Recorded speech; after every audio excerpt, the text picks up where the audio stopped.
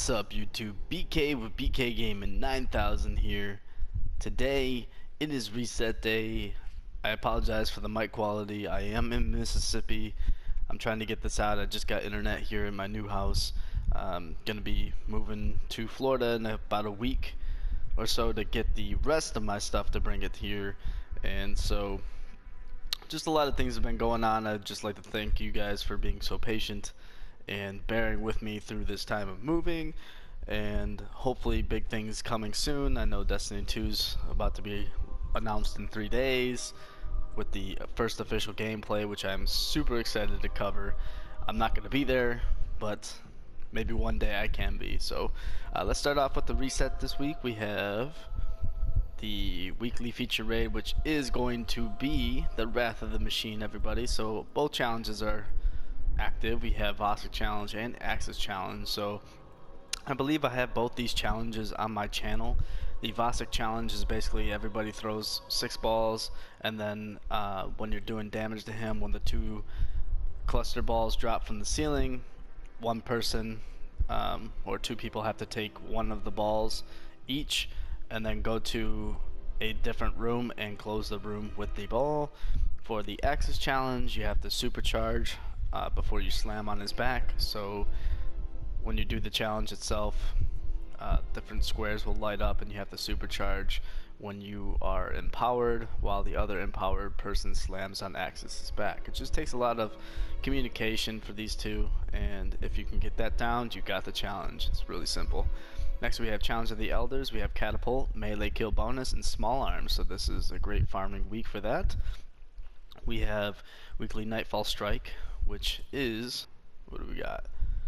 We have the Winter's Run.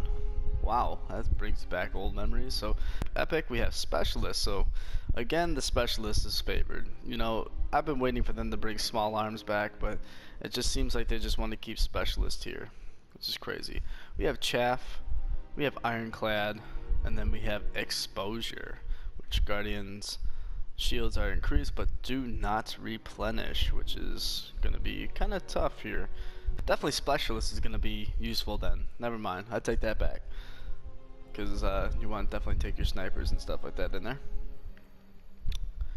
To pick up your Treasure of the Ages, go ahead and do a Heroic Strike. We have Solar Burn, Specialist again, and Fresh Troops, which I can go without the Specialist again. I would like Primary here. And then we have the weekly story playlist, which we have Solar Burn, Brawler, and Heroic, also earning yourself a Treasure of the Ages box. And then we have Mayhem Clash. I believe Iron Banner is now over, so why not just keep Mayhem Clash here for the weekly, which is just absolutely insane to me. I didn't like the Iron Banner being weekly Clash. I don't know about you guys. It just didn't feel that fun. Like everybody was just throwing nades. That's pretty much what it was. If you weren't getting set off by a trip mine, you weren't playing Mayhem Clash. That's all I'm saying. So let's head on over to the tower. Okay, Guardians, now we're here at the tower. Let's go ahead and we're gonna start this thing off by getting this package down here. I think all my primaries are full, to be honest with you. No, they're not. Hooray! Let's get to it. Oh, we got the Lombo. Look at that. Look at that. Right on in the video. Come on now. We have our Rift and our Clash ones. So go ahead and get your Clash ones done in the Mayhem Clash, especially with the ability kills. It'll be so much easier. Let's head on over to the Crucible Quartermaster here. We have hand cannon kills, excellent. Scout rifle kills, that's okay. We have fusion rifle kills, not gonna do it. Sniper rifle kills, hooray.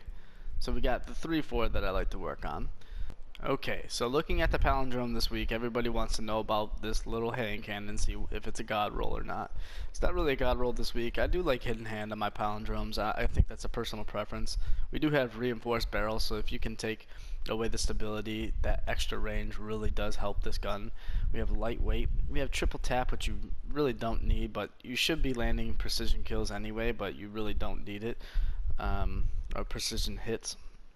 And we have spray and play, so that one is nice, especially if you're taking out 2 guardians, you end up running out of your whole clip.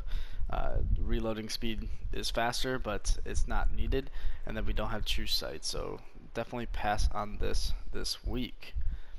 Now, the thing that I did notice is this event horizon. This one's actually pretty decent. We have hidden hand on it, we have quick draw, we have snapshot. So if you want to test to see which one you like better, go ahead and test it here. We have army of 1, so quick unassisted kills with this weapon, reduced grenade and melee cooldown, which is nice. And then we have life support, which is really good. Kills with this weapon while critically wounded have a chance to start regen healthy.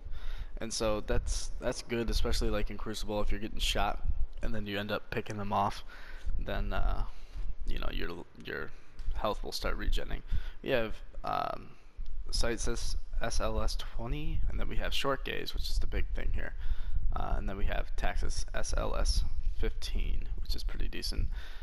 I don't like any of these two. I like the short gaze one. Short gaze, ambush, or long view 10. Those are my favorite scopes. So go ahead and pick that up. That's probably the only thing that I recommend here, besides, you know, if you want that palindrome, but that palindrome's kind of iffy in my opinion. The shotgun, the curtain call, it can be fired in full auto. I know they did a change to the full auto thing where it's like it becomes more accurate. It's up to you if you want to buy that. We have rifle barrel, we have flared magwell, close and or personal, and then we have battle runner. So I mean that's okay, and we have aggressive ballistics, but it's okay, but it's not the greatest in the world. So let's head on over to the Vanguard. Okay guys, so we're here at the Vanguard Quartermaster, looking at what he had earlier today. One of the things that everybody looks at is the Angel's Advocate, which is pretty good this week. It's got reactive reload, it's got perfect balance, hammer forge if you want range. The good thing about these is they don't penalize you in the magazine size. We have outlaw, and then we have who's next, so that's actually pretty decent. I'm not gonna lie, that's pretty decent. We have red dot ORA2, which is not bad, but then we have the OEG rifle scope. So if you really want this Angel's Advocate, I definitely think it's a better PvE role than a PvP role, but it can be used in PvP if you wanted to.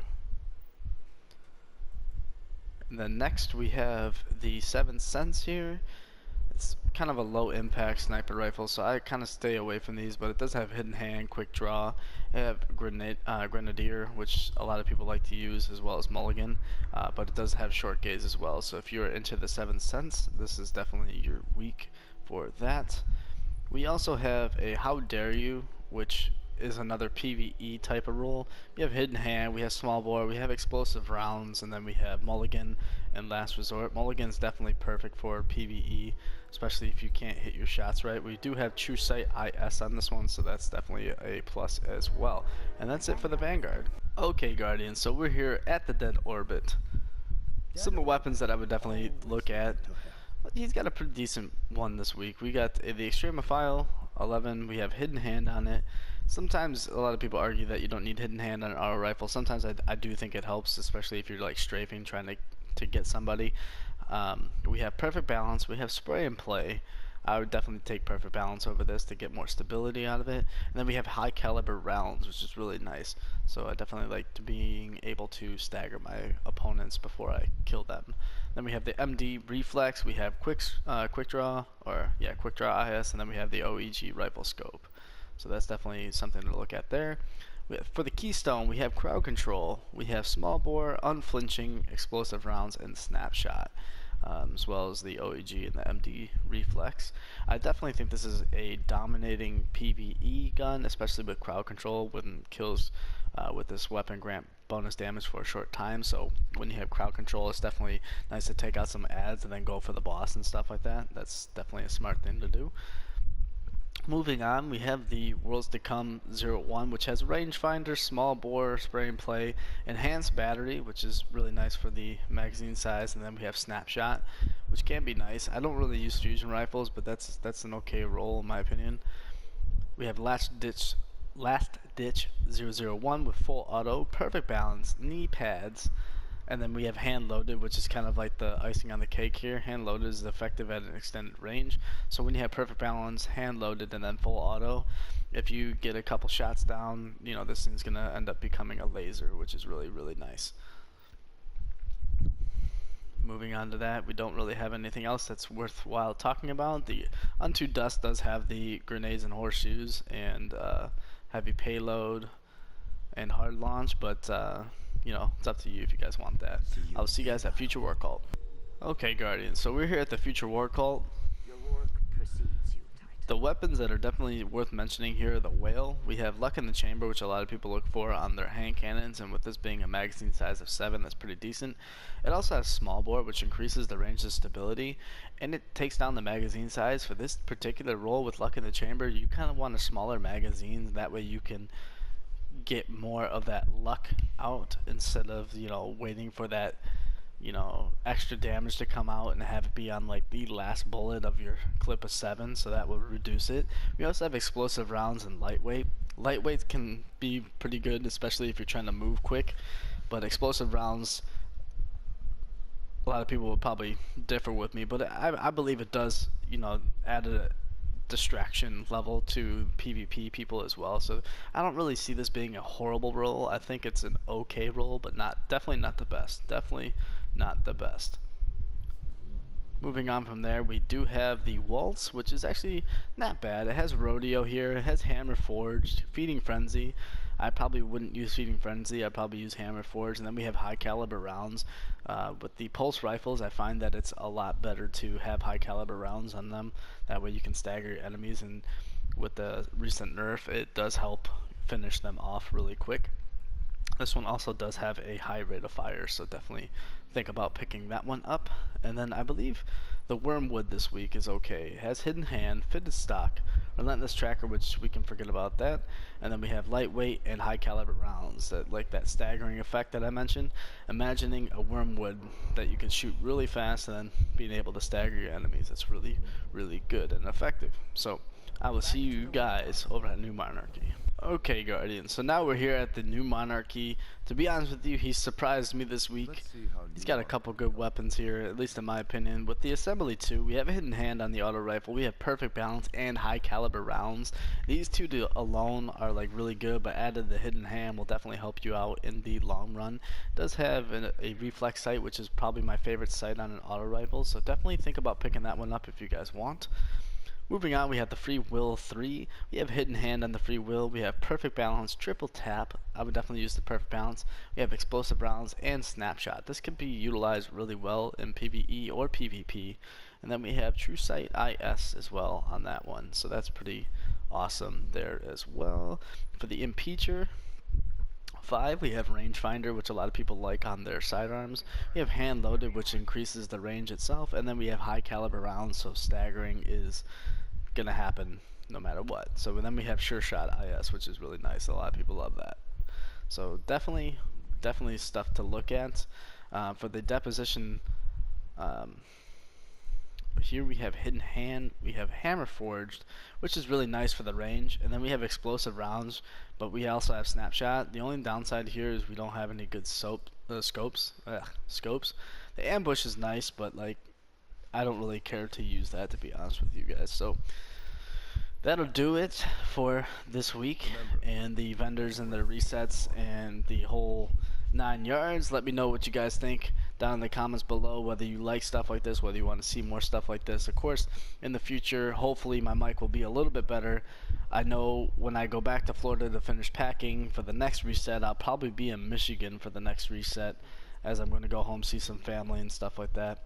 So in the comments down below, let me know what you think, and I'll see you guys in that next one. Peace.